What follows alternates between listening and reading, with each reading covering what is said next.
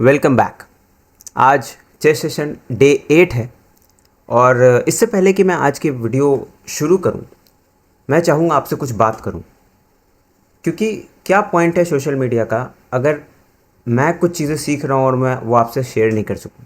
मतलब एक ऐसी चीज़ जानी है मैंने जिसको सुन के मेरा तो दिमाग ही उड़ गया यार। बचपन में हमको क्या पढ़ाया जाता था, जो ब्रिटिश सरकार इंडिया में आई थी वो मसाले लेने के लिए आई थी और मसाले लेते लेते वो उन्होंने अपना प्रोविंस बना लिया और पूरे इंडिया को उन्होंने कैप्चर कर लिया। यही पढ़ा था हमने। एक्चुअली में ऐसा नहीं था। आज मैं हिस्ट्री पढ़ रहा था और पढ़ते पढ़ते मैं थोड़े डिटेल में पढ़ने गया तो मुझे पता चला कि सब कुछ एक एक डिसीजन ब्रिटिश सरकार ले रही थी। वहाँ के पार्लियामेंट में बैठे लोगों के पास ईस्ट इंडिया कंपनी जो आई थी उनके शेयर्स थे। वो तो वही बात हो गया कि भाई एक कंपनी पे रेड मारना है और जीएसटी ऑफिसर उसी कंपनी का शेयर लेके बैठा हुआ है, तो ऑब्वियस ही बात है उसको आप बचाओगे ना, चाहे वो कुछ भी करे। यहाँ तक कि जो बंगाल फेमिन आया था 1943 में, उसमें यार 3 मिलियन 30 लाख लोग उस टाइम पे मारे गए थे। सोचो क्या हालत थी उस टाइम ब्रिटिश सरकार जो आकर के यहाँ पे लूट मचा करके गई है। But anyways, coming back to the video, आज के सेशन में हम थोड़ी बेहतर चीज़ों को समझने की कोशिश करेंगे। जो सिचुएशंस आज हम देखेंगे वो नॉर्मली मैच के दौरान आते हैं और रेगुलरली आते हैं और थोड़े हाई लेवल होंगे। मान लीजिए एक अपोनेंट आपका अच्छा है और आपने भी अच्छी तैयारी कर रखी है, दोनों ने ओपनिंग फेज़ अच्छा किया हुआ है, तो जहाँ पे हम लोग क्रैम्प कर जाते हैं वो है मिडिल गेम। मिडिल गेम में आने के बाद जब ओपनिंग्स ख़त्म हो जाते हैं तब हम डिसाइड नहीं कर पाते कि इस सिचुएशन में हम क्या मूव चले कि हमको एडवांटेज मिले या हम उस गेम को मेंटेन करके रख सके, अपने एडवांटेज को अपने पास रख सके। तो आज के सारे सिचुएशंस जो हम देखेंगे वो इसी पे बेस्ड होंगे। जैसे कि ये सिचुएशन हम देख पा रहे हैं अभी, इसमें हो ये रहा है कि हमारा क्वीन जो है वाइट टू मूव है। अभी वाइट का जो क्वीन है वो डायरेक्ट यहाँ पे ब्लैक के क्वीन पर अटैक कर रहा है। और क्या हो रहा है इसमें, रुक यहाँ पे एज अ सेवियर बैठा हुआ है, यहाँ पे क्वीन है जो कि नीचे आकर के बैक रैंक चेक दे सकता है। बैक रैंक बेसिकली इसको ही बोलते हैं जब आपके पास कोई भी डिफेंडर नहीं हो लास्ट रो में और किंग के पास ऊपर जाने का स्केप ना हो। इस केस में वाइट के किंग के पास है एक स्पेस F2, लेकिन जनरली यहाँ पे भी एक वाइट का पॉन होता है तो बैक रैंक क्रिएट किया जा सकता है। अभी इस केस में भी अगर क्वीन D1 पे आने की कोशिश करेगा तो भी हमारे पास गार्ड है जो कि रुक है, जो कि बैक रैंक को इस केस में रोक रहा है। मैं इसके बारे में क्यों बता रहा हूँ, क्योंकि मैं चाहता हूँ कि एक एक सिचुएशन आपके दिमाग में चले। जब आप बोर्ड को देखो तो आप एक एक सिचुएशन को कंसिडर कर पाओ कि इस मूव में या इस सिचुएशन में क्या क्या अपॉर्चुनिटीज़ बन सकती है खेलने के लिए। इसमें जो भी अपॉर्चुनिटीज़ आती हैं या फिर जो भी सिचुएशंस बन सकता है, मैं साथ ही साथ आपको एक साथ ही कन्वे करने की कोशिश कर रहा हूँ। तो अभी हम देख सकते हैं कि जो क्वीन है G5 पे वो अटैक बना रहा है किंग को और एक्सरे करके रखा हुआ है। मतलब ये जो पॉन है, कौन सी पॉन की बात कर रहा हूँ, ये पॉन यानी G7, आप देखेंगे G7 का पॉन जो है उसके तरफ अगर हम बात करें तो वो पिन हो रखा है। इस केस में हम देख रहे हैं कि ये जो पॉन है G7 पॉन वो पिन है, तो हम इसके लिए क्या कर सकते हैं, हम कहीं से अटैक कर सकते हैं इन दोनों पीसेस पे अगर हम कुछ लाने की कोशिश करें, क्योंकि क्वीन तो एक्सरे कर रहा है, क्वीन को नहीं मूव कर सकते। क्या मूव कर सकते हैं, हाँ, तो F पॉन का जो ये पॉन है इसको अगर हम नीचे पुश कर दे तो हम देख पा रहे हैं कि G7 वाला जो पॉन है वो पिंड है। पिंड है इसका मतलब वो इसको कैप्चर नहीं कर सकता, लेकिन हमारा तो अटैक रिवर्स उस पर बन सकता है। तो इस अटैक को रोकने का अभी कोई ऑप्शन ही नहीं है ब्लैक के पास। इस केस में ब्लैक को रिज़ाइन ही करना पड़ेगा, इधर वो चेकमेट होकर चला जाएगा, क्योंकि क्वीन इस पॉन को गार्ड करने के लिए कहीं से आ नहीं सकता। रुक का मूवमेंट रिस्ट्रिक्टेड है, ऊपर की तरफ वो रोक नहीं सकता। किंग अकेला इस अटैक को नहीं रोक सकता क्योंकि क्वीन आ जाएगा यहाँ पे तुरंत। तो जो बेस्ट मूव इस सिचुएशन में है वो F6 रखेंगे। और जैसा कि मैंने बताया था, वाइट का जो ब्लैक का जो क्वीन है वो फिर से बैक रैंक इश्यूज़ क्रिएट करने की कोशिश कर रहा है, लेकिन ये चेक सिर्फ टेम्पररी है क्योंकि अभी हमारे पास स्पेस है F2 पे। तो अगर किंग हमारा मूव कर जाता है तो उसके पास कोई भी ऑप्शन नहीं बचेगा। अभी हम देख रहे हैं कि वो पॉन पिन था, G7 का जो पॉन पिन था उसने उसको कैप्चर नहीं किया क्योंकि देन इलीगल मूव हो जाता, क्योंकि किंग को हमारा क्वीन एक्सरे कर रहा था। लेकिन अभी उसने पॉन को पुश कर दिया। पुश कर दिया मतलब अब जो है क्वीन इसको कैप्चर नहीं कर सकता, क्योंकि अगर कैप्चर करेंगे आप देन जो है ये पॉन इधर F7 पॉन और H7 पॉन दोनों में से कोई भी उसको कैप्चर बैक कर लेगा and we will be a queen down. But इस सिचुएशन में हम देख सकते हैं कि जो क्रिटिकल जगह है वो है G7, क्योंकि हमेशा जो मूव चलते हैं उससे कोई जगह खाली होता है, किसी स्क्वायर को वेकेट कर दिया जाता है एक मूव के बाद। तो उस पोजीशन पे जनरली मेरा थॉट प्रोसेस हमारा रहना चाहिए कि उसको हम कैसे अटैक कर सके। जैसे अभी ये जो पॉन है G6 पे, वो मूव कर चुका है G7 से ऊपर की तरफ, इसका मतलब है कि ये पोजीशन वेकेट है और उसको हमारा F6 का पॉन ऑलरेडी अटैक कर रहा था। तो इसका हम एडवांटेज कैसे ले सकते हैं, हम क्वीन को H6 पे रख सकते हैं and then we are threatening mate कि हम G7 पे जाके चेकमेट कर देंगे। उसके पास क्या ऑप्शन है ब्लैक के पास अभी चलने का, क्योंकि वो भी हमको कंसिडर करना पड़ेगा। इसको रोकने के लिए हमारे F6 पॉन को लेना पड़ेगा, कैप्चर करना पड़ेगा ब्लैक को, जो उसके पास अभी कोई ऑप्शन नहीं है। इधर ब्लैक इसको कैप्चर कर सकता है तो भी हम चेकमेट दे रहे हैं। अगर रुक मूव भी करता है जगह बनाने के लिए, देन ऑल्सो अगर हमारा क्वीन इस पोजीशन पे आ गया तो भी वो F8 पे भी अटैक बना करके रखेगा, जो कि एक मेट थ्रेट रहेगा। तो इस सिचुएशन में जो बेस्ट मूव है वो यही है। और एक लास्ट अटेम्प्ट जो किया ब्लैक ने, वो डिस्ट्रैक्ट करने के लिए किया, क्योंकि उसने अब फ्री में क्वीन कैप्चर होने के लिए दे रहा है and then we will just capture the queen. और यहाँ पे ब्लैक को रिज़ाइन करना पड़ गया। उसको पहले ही कर देना चाहिए था, बट स्टिल उसने कुछ टैक्टिक्स ट्राई करी कि शायद आप डेविएट हो जाओ अपने सिचुएशन से। बट हम अब इतना प्रैक्टिस कर चुके हैं कि अब इस लेवल पे आने के बाद ऐसे मिस्टेक्स तो नहीं करेंगे। चलिए नेक्स्ट देखते हैं। अभी भी इस सिचुएशन में वाइट टू मूव है और हम देख पा रहे हैं यहाँ पे कि दो पॉन है जो कि नीचे की तरफ जा रहा है क्वीन बनाने के लिए। ऑब्वियसली बात है, एंड गेम शुरू हो चुका है, हमारे पास रुक एंड पॉन्स है, किंग्स हैं। तो इस ऐसे सिचुएशन में डिसाइडिंग जनरली तभी होता है जब कोई पॉन नीचे जाके क्वीन बना लेता है। तो अभी ये पॉन हम देख पा रहे हैं कि जो है H7 से H6 पे आ गया। ये पॉन ऊपर की तरफ आया और बोल रहा है कि आप कैप्चर कर लीजिए, हम आपको कैप्चर बैक कर लेंगे एंड देन होपफुली आपका ये पॉन नीचे नहीं जा पाएगा। इस पॉन को आप कैप्चर करोगे तो भी हमारा रुक डिफेंडेड है। कैप्चर एंड वाइट के पास एक पॉन यहाँ पे, ब्लैक के पास एक पॉन यहाँ पे एंड देन दोनों एक दूसरे को कैंसिल आउट कर रहे हैं इस सिचुएशन में। तो ब्लैक ड्रॉ कराने की कोशिश करेगा, लेकिन वाइट को यहाँ पे विन चाहिए। इसके लिए वाइट क्या करेगा, हम देख सकते हैं कि हमारा जो वाइट का किंग है वो इस पोजीशन को ब्लॉक करके रखा हुआ है, मतलब किंग कभी ऊपर नहीं आ सकता। ओके अगर इस पॉन को कैप्चर करता है ब्लैक, देन ऑल्सो हम सिंपली उसको कैप्चर बैक कर सकते हैं, क्योंकि तभी किंग इसको ऊपर कैप्चर नहीं कर सकता। एक और चीज़ हम यहाँ पे देख रहे हैं कि वाइट का जो रुक है वो अटैक करके रखा हुआ है इसके ये वाले पॉन पे, मतलब किंग कभी अगर मूव करके ऊपर आया इन एनी सिचुएशन, अभी तो हमारा किंग इसको गार्ड करके रखा हुआ है, बट एनी सिचुएशन अगर वो मूव करके कभी ऊपर आता है तो ये pawn, this pawn will fall. ठीक है, इस सिचुएशन में हम बेस्ट मूव ढूंढने की कोशिश करेंगे। क्या क्या कर सकते हैं हम, तो हम अगर देख रहे हैं कि पहला तो हमारे दिमाग में यही दिखेगा कि भाई अटैक आया है हमारे पॉन पे, अगर हम कैप्चर नहीं करेंगे तो वो कैप्चर कर लेगा। तो हमको ये दिख रहा है कि अगर वो कैप्चर भी करता है then we will simple capture back. ठीक है, तो कैप्चर बैक करने के बाद जो है हमारा ऑलरेडी वो पॉन जो है वो गार्डेड है, तो तुरंत तो वो फॉल नहीं होने वाला। ठीक है, एक मतलब एक मूव हमने कंसिडर कर लिया।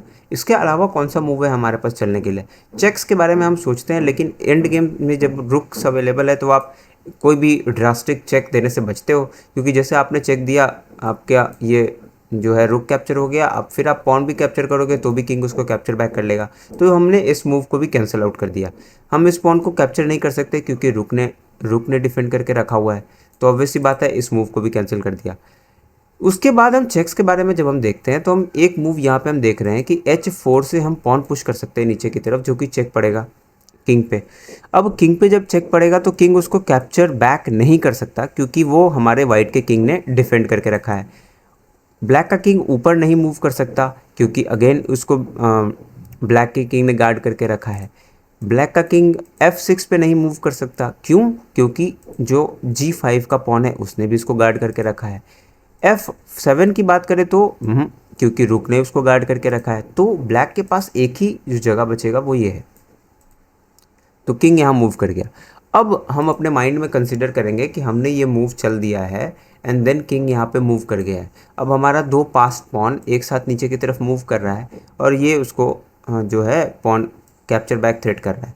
अभी इस टाइम पे जब हम देखेंगे कि किंग मूव कर गया है और फिर जब हम इसको कैप्चर करेंगे तो ये पॉन से कैप्चर नहीं हो सकता। क्यों, क्योंकि किंग इस पोजीशन पे बैठा हुआ है और रुक जो है एक्सरे कर रहा है किंग को, तो मतलब ये जो पॉन है G7 वो पिन हो गया, तो वो मूव नहीं कर सकता है, तो उसको किंग से ही कैप्चर करना पड़ेगा। दूसरा क्या हमारे पास ऑप्शन रहेगा, अगेन मैं फिर से बता रहा हूँ, ये सारी चीज़ें मैं एरोज से क्यों बताता हूँ, ताकि आप उसको समझ सको कि बोर्ड पे कैसे देखेंगे, क्योंकि वहाँ पे आपके पास कुछ नहीं रहेगा, ना एरोज रहेगा, ना ही आप मूव चल के देख सकते हो। तो आपको वो बोर्ड में मूवमेंट होना चाहिए। एरोज से यही होता है कि आप उसको बोर्ड में मूवमेंट करने के बारे में सोच सकते हो। विथ एरोज आप कैलकुलेट करोगे। अच्छा, मैंने अगर एरो आपको यहाँ पे दिखाया, इसका मतलब आप कैलकुलेट कर रहे हो कि वो पॉन H5 पे मूव कर गया है और अब कौन सा सिचुएशन आ रहा है कि चेक पड़ा एंड देन किंग यहाँ पे मूव कर चुका है। तो आपके हेड में ये सारे मूवमेंट हो रहे हैं एंड देन ये पॉन नीचे पुश हो गया तो इसको चेक पड़ा, क्योंकि अभी ये जो पॉन है हम कैप्चर कर सकते हैं, लेकिन उससे बेटर मूव है कि हम पुश कर दें उसको। क्यों? क्योंकि हमारे पास एक पॉन ऑलरेडी H5 पे है जो कि इसको गार्ड करेगा। देन पास पॉन वाली सिचुएशन हम बना सकते हैं। एंड देन जब हम इसको पॉन पुश किया एंड देन किंग मूव कर रहा है, देन हम उसको एक और चेक दे रहे हैं, तो अब ब्लैक का जो किंग यहाँ पे है वो उसको कैप्चर नहीं कर सकता क्योंकि वो ऑलरेडी डिफेंडेड है। तो ब्लैक के किंग को नीचे जाना पड़ेगा एंड जब ब्लैक का किंग नीचे जाएगा उस समय हम रुक अगर नीचे रख दें तो अब ब्लैक के पास क्या ऑप्शन है। ब्लैक का किंग जो है ऊपर तो आ नहीं सकता क्योंकि पॉन है यहाँ पे हमारा, वो उसको गार्ड करके रखा है और इस लाइन को हमारे रुक ने गार्ड करके रखा है, तो वो चेकमेट हो जाएगा।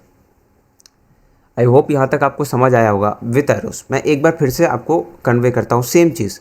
पॉन पुश किया, कैप्चर नहीं हो सकता, किंग पीछे जाएगा, ठीक है। देन ये पॉन पुश होगा, किंग को चेक पड़ेगा, किंग को नीचे जाना पड़ेगा, किंग नीचे जाएगा एंड देन आप एक और पॉन पुश करो, मतलब रुक को पुश कर दोगे।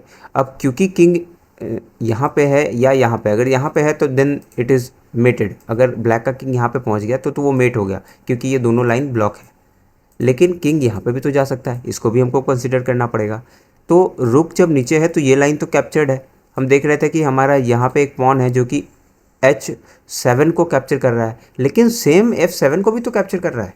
अब दोनों जगह पे किंग नहीं मूव कर सकता, इसका मतलब है कि ब्लैक का किंग मेट हो गया। ये मेट अगर हम फोर्स्ड मेट ढूंढ सके, मतलब एक एक मूव हम डिसाइडेबल है कि क्या चलेगा black, then that is called forced moves. और फोर्स्ड मूव ढूंढने का सबसे बेस्ट तरीका यही है कि जब आप फोर्स मूव ढूंढ लेते हो तो आपको पता होता है कि आने वाले 3-4 मूव्स में क्या वो चलने वाला है, उस हिसाब से आप डिसाइड कर सकते हो। और अगर मेट तक आप पहुंच सकते हो then that is the final blow to the opponent. इस तो हमने दिया चेक एंड किंग मूव किया जैसे हमने डिसाइड किया था या समझा था। एंड देन ब्लैक का जो किंग था वो H8 पे ना जा करके डिसाइड किया G8 पे। ये क्यों डिसाइड कर रहा है वो? क्योंकि उसके पास एक ऑप्शन रहेगा यहाँ पे, या फिर अगर अपोनेंट को समझ नहीं आया और वाइट का रुक का इस्तेमाल नहीं कर रहा है, देन ब्लैक सिंपली इधर आ जाएगा और इस रुक पे अटैक बनाने की कोशिश कर सकता है। फिलहाल इस टाइम पे जो है ब्लैक का किंग G8 पे आ चुका है and there's white to move and white का जो फाइनल ब्लो है वो आएगा रुक के साथ, जो कि अब इस रो को कैप्चर कर चुका है। और जैसा हमने समझा था, इन दोनों को G6 के पॉन ने F7 और H7 के जगह को कैप्चर करके रखा हुआ है। इसका मतलब black is checkmated at this moment. Next हम देख रहे हैं तो हम देख पा रहे हैं कि अभी वाइट ने डिसाइड किया pawn capture from G4 to F5, ठीक है। लेकिन उससे हम देख पा रहे हैं अभी इस सिचुएशन की जब हम बात करते हैं तो एक डायगोनल तो हमको वीक दिख रहा है। कौन सा? किंग वाला डायगोनल, क्योंकि क्वीन हमारा कभी भी इस पोजीशन पे आकर के एंड देन अटैक कर सकता है किंग की तरफ, ठीक है। और हमारा एक नाइट भी है यहाँ पे जिसको हम यूज़ में लाएंगे। मतलब अगर हम यहाँ से अटैक करते हैं किंग को तो कोई ऑप्शन है नहीं ब्लैक वाइट के किंग के पास, उसको मूव ही करना पड़ेगा। और मूव करना पड़ेगा तो हमारे पास एक डेडली कॉम्बिनेशन बन रहा है, क्वीन F2 एंड नाइट का भी F2। मतलब क्वीन हमारा वहाँ पे जंप कर सकता है किसी भी समय में। तो हम देख पा रहे हैं कि जब हमारा क्वीन यहाँ मूव करके चेक देगा तो क्या मूवमेंट है। अभी ये जो जगह है वो तो नाइट से ब्लॉक्ड है, मतलब किंग के पास सिर्फ ये दो जगह रहेंगे चलने के लिए, ठीक है। अगर ऊपर भी आता है किंग देन ऑल्सो क्वीन हमारा इस पोजीशन पे घुस जाएगा एंड देन वो कैप्चर कर लेगा सारे पोजीशंस को, that would be a mate. अगर अंदर भी जाता है देन तो क्वीन अगर मूव कर गया F2 पे then that is also mate. I hope को आपको क्लैरिटी मिल रही है मूव्स को चलने पे बिना मूव चले। दैट इज़ द पॉइंट कि आप हेड में मूव कर पा रहे हो या नहीं पीसेस को।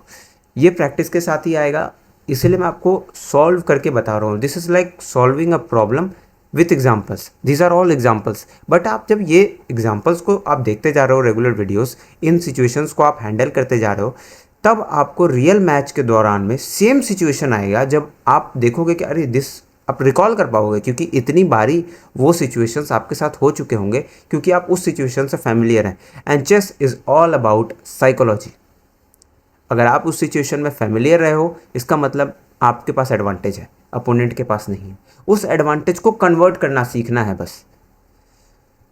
देन हम चेक देंगे एंड देन किंग मूव कर गया इधर की तरफ, एंड देन हमको दिख रहा है कि एक डेडली जो जगह है वो F2, जहाँ पे हमारा नाइट और क्वीन दोनों अटैक कर रहा है और कोई ऑप्शन नहीं है वाइट के पास उसको रोकने का। That would be a mate. हम देख पा रहे हैं कि इस सिचुएशन में जो किंग है वो बहुत डरा सहमा सा है और वो मूव कर गया अंदर, H8 पे मूव कर गया, H8 पे, G8 से H8 पे मूव कर गया। सोच रहा है कि हम सेफ हो गए भाई, अंदर घुस चुके हैं अपने आर्मी के, मेरे 2 रुक्स मुझे डिफेंड कर रहे हैं, ये नाइट जो है हमारे रुक पे अटैक कर रहा है। एक तो मूव जो यहाँ पे सिंपल दिख रहा है देखते के साथ, दिस बिशप इज़ अनगार्डेड, और वो अटैक हो रहा है क्वीन से। बट हम इससे बेटर मूव ढूंढते हैं कि क्या हो सकता है इससे, क्योंकि उसको तो कोई डिफेंड नहीं कर रहा ना। हाँ, लेकिन हम जब इसको कैप्चर करेंगे तो ब्लैक क्या करेगा उसके बारे में भी हमको सोचना है। तो ब्लैक का जो नाइट है वो इस रुक को कैप्चर कर सकता है, लेकिन फिर हम वापस उस नाइट को कैप्चर कर सकते हैं। तो हमने 2 पीसेज ले लिए फॉर अ रुक।